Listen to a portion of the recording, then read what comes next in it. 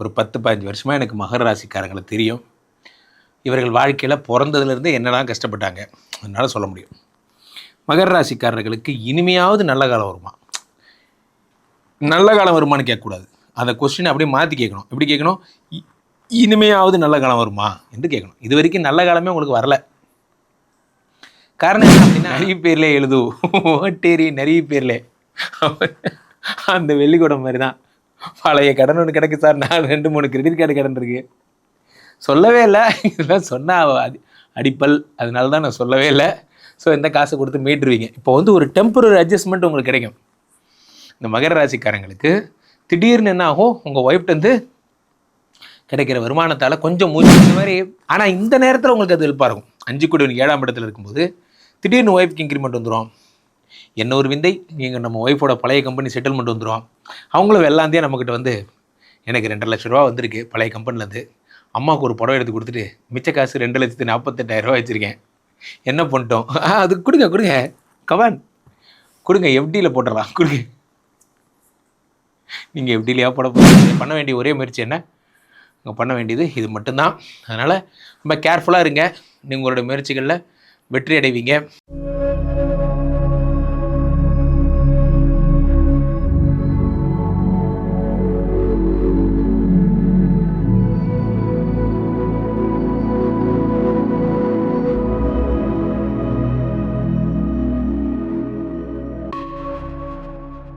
உலகெங்கிலும் ஆன்மீக பரிகார நேயர்கள் அனைவருக்கும் வணக்கம். நான் உங்கள் ராம்ஜி. என் மனதிற்கு மிகவும் இனிய மகர ராசிக்காரர்களே, மகர ராசிக்காரர்கள்னால் எனக்கு ரொம்ப பிடிக்கும். அவர்களோடு நான் வாழ்ந்திருக்கிறேன். ஒரு 10-15 வருஷமாக எனக்கு மகர ராசிக்காரங்களை தெரியும். இவர்கள் வாழ்க்கையில் பிறந்ததுலேருந்து என்னெல்லாம் கஷ்டப்பட்டாங்க அதனால் சொல்ல முடியும். மகர ராசிக்காரர்களுக்கு இனிமையாவது நல்ல காலம் வருமா? நல்ல காலம் வருமானு கேட்கக்கூடாது. அந்த கொஸ்டினை அப்படியே மாற்றி கேட்கணும். எப்படி கேட்கணும்? இனிமையாவது நல்ல காலம் வருமா என்று கேட்கணும். இது வரைக்கும் நல்ல காலமே உங்களுக்கு வரல. காரணம் என்ன அப்படின்னா, 5 கூடிய செவ்வாய் சுக்கிர பகவான் 6-7 இருக்கார். இப்போ தான் வர்றார். 7னா என்ன? 7னா ரொமான்ஸ். 7னா என்ன? 7னா லவ். 7னா சந்தோஷம், மகிழ்ச்சி, ஜாலி. அந்த இடத்துல குரு பகவான் வேறு ஜூன் 2 வந்துடுறார். கரெக்டாக ஜூன் எப்போ, இன்றைக்கி தான் 21, இன்னொரு 9 நாள் ஜூன் பகவான் ராவண மாவண்டா அடி குரு பகவான் என்ட்ரி. அப்போது என்ன சார், குரு பகவானுக்கு போய் ராவண மாவண்டா சாங் போடுறீங்க? போடுங்க சார், உலகமே எதிர்பார்த்துட்ருக்கு, நம்ம போடுறதான் பிஜிஎம். அப்போது என்ன ஆகுது, குரு பகவான் வரார் ஜூன் 2. வந்த உடனே வந்தாயா ஒரே தூக்குறார். எங்கே தூக்கிட்டு போகிறாரு? ஃபாரின் கூட்டு போவார். 7ஆம் இடம் என்பது திருமணம். 7ஆம் இடத்துல திருமணஸ்தானத்தில் குரு பகவான் வரும்பொழுது 200% கல்யாணம் ஆகிடும். அடுத்ததாக என்ன நடக்கும்? திருமணத்தை தொடர்ந்து 7ஆம் இடம் என்பது வெளிநாட்டு யோகம். வெளிநாட்டிலேருந்து இம்போர்ட் எக்ஸ்போர்ட் பண்ணுறவங்க போன்ற இதெல்லாம் பண்ணுறோம், ரொம்ப நல்லா இருப்பீங்க. அடுத்ததாக 7ஆம் இடம் என்பது என்ன? 7ஆம் இடம் என்பது உங்களுக்கு புதிய நண்பர்கள், நியூ ஃப்ரெண்ட்ஸ், பார்ட்னர்ஷிப், இதெல்லாம் நல்லா வரும். அடுத்ததாக 7ஆம் இடம் என்பது என்ன? உங்களுடைய புதிய ஐடியாலஜி, இன்னோவேஷன்ஸ், புது விஷயங்களை கண்டுபிடிக்கிறீங்க, புது விஷயங்களுக்காக ஒர்க் அவுட் பண்ணுறீங்க போன்றவர்கள்லாம். இப்போது இதெல்லாம் ஒரு பக்கம். இதில் சுக்கிரனும் சேர்ந்துருக்கிறதால, அவர் 5 குடைவராக இருக்கிறதால சில பேர் இங்கேருந்து வெளிநாட்டுக்கு கொண்டு போய் சில பொருட்களை விற்றுட்டு வருவாங்க. உடனே நீங்கள் அந்நியன் படம், அது பேர் என்ன, நம்ம அயன் படம் மாதிரிலாம் யோசிக்காதீங்க. நான் சொல்கிறது நல்லபடியாக சொல்கிறேன். 5 கூடியவர் 7ஆம் இடத்தில் இருக்கும்போது இங்கேருந்து கிடைக்கிற முந்திரி, ஏலக்காய் அதெல்லாம் போய் விற்றுட்டு வருவாங்க. அதே மாதிரி ஃபாரினில் அங்கேருந்து இறக்குமதி பண்ணி, ஆப்பிரிக்காலேருந்து இறக்குமதி, சவுத் ஆப்பிரிக்காலேருந்து எனக்கு நண்பர் ஒருத்தர் ஃபோன் பண்ணார், சவுத் ஆப்பிரிக்கா. அங்கே என்ன, ஹலோ சவுத் ஆப்பிரிக்கா அவ்வாரியோ, அதெல்லாம் பெரிய சிட்டி ஆயிடுச்சு. அங்கே இருக்கிறவங்கலாம் இம்போர்ட் எக்ஸ்போர்ட்டில் காங்கோலாம் இருக்குது பாருங்க, அங்கெல்லாம் அயன் படத்துக்கு அப்புறம் இப்போ தான் காங்கோவை பற்றி கேட்குறேன் அப்படிங்கிற மாதிரி அங்கேருந்து இறக்குமதி பண்ணுறவங்களாம் ரொம்ப நல்ல நேரம்.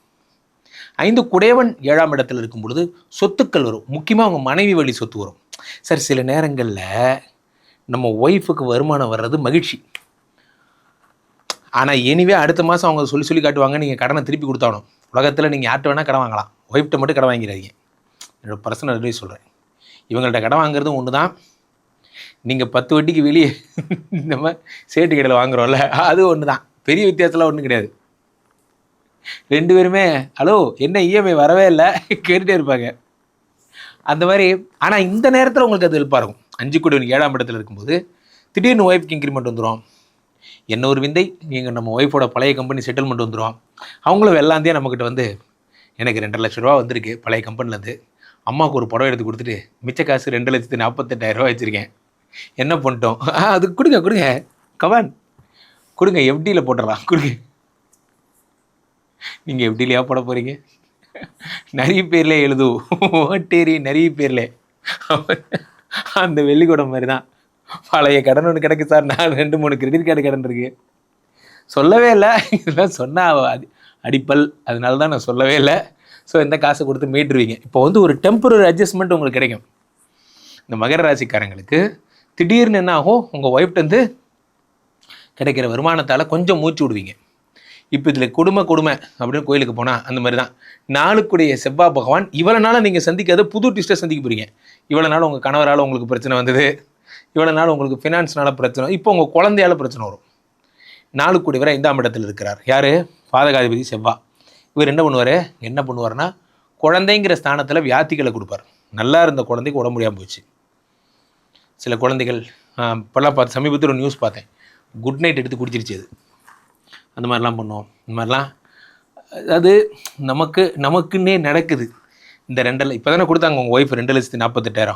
அதுக்கு என்னடா ஒன்றும் நடக்கலையே நினச்சேன், நடந்துருச்சு அப்படிங்கிற மாதிரி. உங்கள் குழந்தைக்கு அப்போ தான் சிபிஎஸ்சிலேயே ஐஐடி சேர்த்து படிங்க அப்படிம்பாங்க. அதுக்காக 1 லட்ச ரூபா. அப்போ தான் எக்ஸ்ட்ரா கரிக்குலர். சார் நான்லாம் வந்து ஒரு பெரிய கார்ப்பரேட் ஸ்கூலில் என் பொண்ணை படிக்க வைக்கிறேன் சார், தெரியாமல் சேர்த்துட்டேன். நான் தான் ஓப்பனாக சொல்கிறேனே, சேர்த்த நாள்லேருந்து இன்றைக்கி வரைக்கும் படிப்பை தவிர மீதி அத்தனையும் ஆல் கரிக்குலர். படம் வரைகிறது, பாட்டு பாடுறது, அந்த மாதிரிலாம்.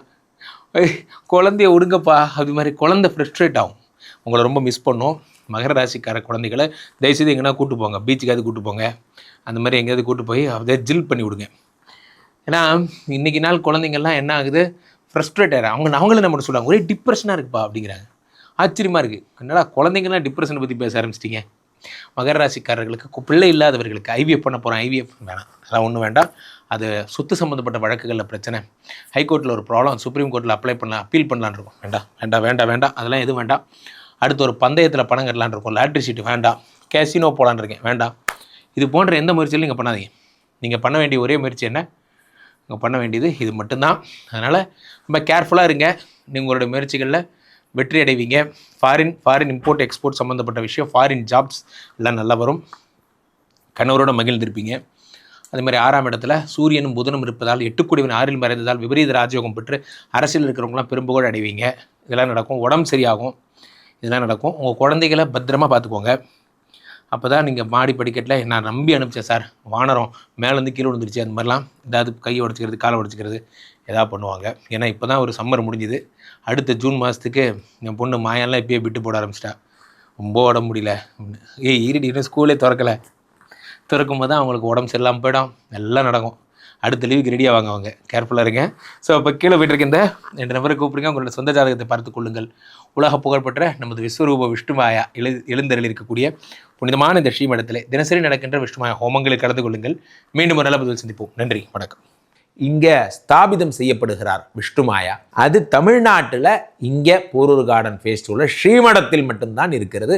வேற எங்கேயும் இவருக்கு ஆலயங்கள் கிடையாது. நம்மளுடைய வேலை இல்லை, குழந்தை இல்லை, நமக்குடைய எதிர்காலம் கேள்விக்குறியாக இருக்குது, கள்ள தொடர்பு, ஏமாற்றம், துரோகம் போன்ற பிரச்சனைகளுக்காக ஸ்பெசிஃபிக்காக பண்ணுற ஒரு ஹோமம். இந்த ஹோமம் 48 நாள் தினமும் பண்ணுறோம். இப்போ நீங்கள் புக் பண்ணுறீங்கன்னா இன்னிலிருந்து 48 நாள் இந்த ஹோமம் பண்ணி உங்களுக்கு அந்த பிரச்சனைகளை சேலஞ்சிங்காக சரி பண்ணி தரோம். ஸோ விஷ்ணுமாயா சாத்தனுடைய ஆலயத்திற்கு நீங்கள் வாருங்கள், இந்த ஸ்ரீமடத்திற்கு வாருங்கள், வந்து இந்த ஹோமத்தில் கலந்து கொள்ளுங்கள். இதை பற்றி தரவுகள் கீழே போயிட்டு இருக்க நம்பரை கேட்டு தெரிஞ்சு புக் பண்ணிக்கிட்டு இந்த ஹோமத்தில் நீங்களும் பங்கெடுக்கலாம்.